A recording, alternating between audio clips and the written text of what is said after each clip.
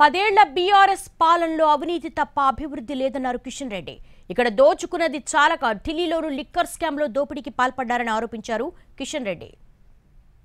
తెలంగాణ మరి ఈ రోజు ముందుకెళ్లాల్సినటువంటి అవసరం ఉంది, అభివృద్ధి చెందాల్సినటువంటి అవసరం ఉంది. కానీ 10 సంవత్సరాలుగా ఈ రాష్ట్రాన్ని పరిపాలించినటువంటి కేసీఆర్ కుటుంబము ఈ రాష్ట్రాన్ని దోపిడీ చేయడం జరిగింది. సాగునీటి ప్రాజెక్టుల పేరు మీద కానీ, లేకపోతే లిక్కర్ వ్యాపారంలో కానీ, కాంట్రాక్ట్ల వ్యాపారంలో కానీ, భూముల వ్యాపారంలో కానీ, గ్రైనేట్ వ్యాపారంలో కానీ, ఇసుక వ్యాపారంలో కానీ బీఆర్ఎస్ పార్టీ తెలంగాణను పూర్తిగా దోపిడీ చేయడం జరిగింది.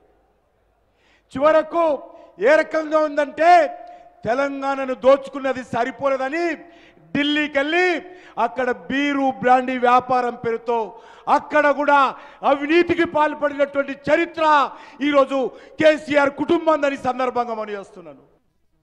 తెలంగాణ మరి ఈరోజు ముందుకెళ్లాల్సినటువంటి అవసరం ఉంది, అభివృద్ధి చెందాల్సినటువంటి అవసరం ఉంది. కానీ 10 సంవత్సరాలుగా ఈ రాష్ట్రాన్ని పరిపాలించినటువంటి కేసీఆర్ కుటుంబము ఈ రాష్ట్రాన్ని దోపిడీ చేయడం జరిగింది.